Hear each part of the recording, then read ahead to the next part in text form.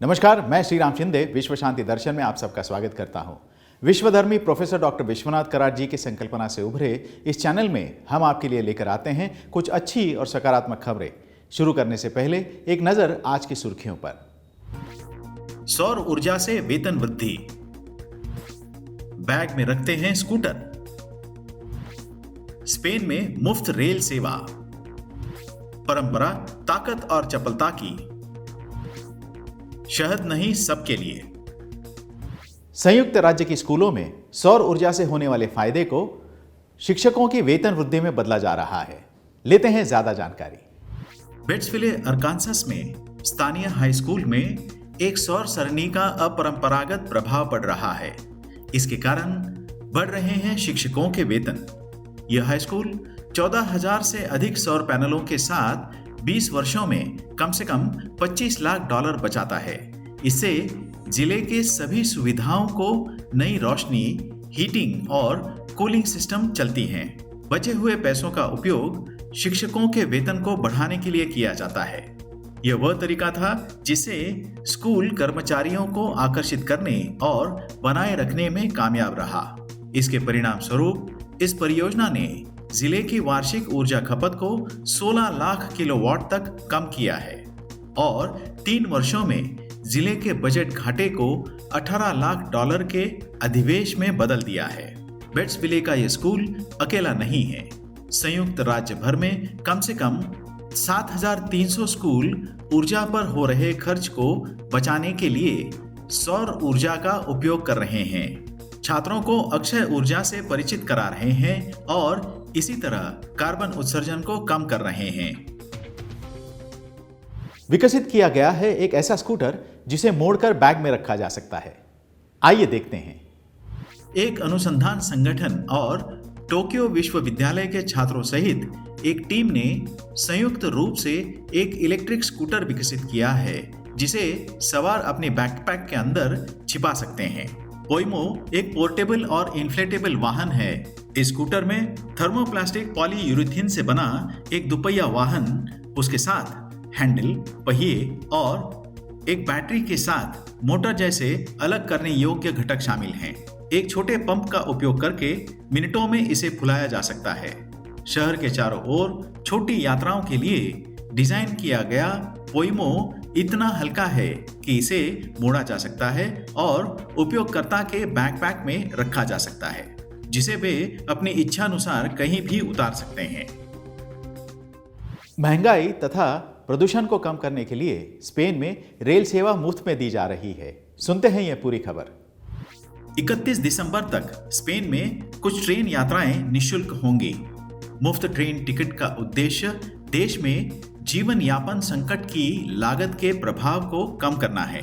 Germany ने जून और अगस्त के बीच एक रियायती राष्ट्रव्यापी सार्वजनिक परिवहन पास के साथ एक समान उपाय पेश किया था। इसने यात्रियों को प्रति माह के लिए स्थानीय और क्षेत्रीय सेवाओं का असीमित उपयोग किफायती दामों पर दिया था। लेकिन स्पेन ने इस साल सितंबर और दिसंबर के बीच अपनी रेल सेवाओं पर यात्रा मुफ्त करके एक कदम और आगे बढ़ाने का फैसला किया है। मुफ्त रेल टिकटों के लिए बैंकों तथा ऊर्जा कंपनियों पर एक नया अप्रत्याशित कर लगाया जाएगा, जिन्हें बढ़ती ब्याज दरों और ऊर्जा की कीमतों से लाभ हुआ है। इस नए कर से होने वाली कमाई का उपयोग 12,000 नए घर बनाने और युवा छात्रवृत्ति कार्यक्रम को निधि देने के लिए भी किया जाएगा। एक प्राचीन मार्शल आर्ट को जीवित रखने के लिए एक युवती वर्षों से काम कर रही है। आइए मिलते हैं ऐश्वर्या मणिवन्नन से। साड़ी पहने, हाथ में तलवार लिए ऐश्वर्या मणिवन्नन एक ऐसी योद्धा है जो कला और डिजाइन की प्रोफेसर है और 3,000 साल से भी अधिक पुराने भारत के एक प्राचीन पारंपरिक मार्शल आर्ट सिलंबम में माहिर हैं। एक मार्शल आर्टिस्ट और डांसर ऐश्वर्या ने विभिन्न चैंपियनशिप में भारत का प्रतिनिधित्व किया है और सिलंबम में स्वर्ण पदक जीते हैं। सिलंबम फेंसिंग में डिप्लोमा हासिल करने के बाद चेन्नई में जन्मी मार्शल आर्ट विशेषज्ञ 28 वर्षीय ऐश्वर्या सिलंबम को आगे बढ़ाने के लिए लगातार प्रयास कर रही है। मलेशिया में आयोजित एशियाई सिलंबम चैंपियनशिप में भारतीय संघ के ध्वजवाहक के रूप में ऐश्वर्या को चुना गया था। उस दिन वहां मौजूद सभी देशों में एक दल का नेतृत्व करने के लिए चुनी गई ऐश्वर्या अकेली महिला थी। इस फूल का शहद हर पंछी नहीं पी सकता। यह शहद सिर्फ एक खास किस्म के चमगादड़ के लिए है।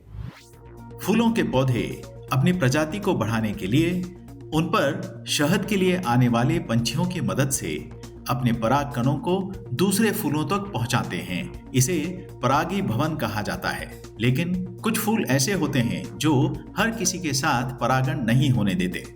यह केवल 6 दिनों के लिए फूलते हैं और इनकी पंखुड़ियां इतनी लंबी होती हैं कि छोटे चिड़ियों जैसे पक्षी इनके शहद तक नहीं पहुंच सकते। लेकिन ट्यूबलिप चमगादड़ इन सब से अलग हैं। दुनिया में किसी भी स्तनपायी जीव की तुलना में इनकी जीभ सबसे लंबी होती है। इस जीभ की मदद से इन्हें स्वादिष्ट तथा उच्च ऊर्जा का शहद मिल जाता है और फूलों को परागी भवन का एक साधन। एक बार जापान के दौरे पर निकले अल्बर्ट आइंस्टाइन एक होटल में रुके। उनका सामान कमरे में लाकर देने वाले बेलबॉय को टिप देने के लिए उनके पास खुले पैसे नहीं थे, तो उन्होंने एक कागज पर उसके लिए एक संदेश लिखा। वही कागज हाल ही में $15 लाख में बिका। क्या लिखा था उस कागज पर? आइए हम आपको बताते हैं जाते जाते।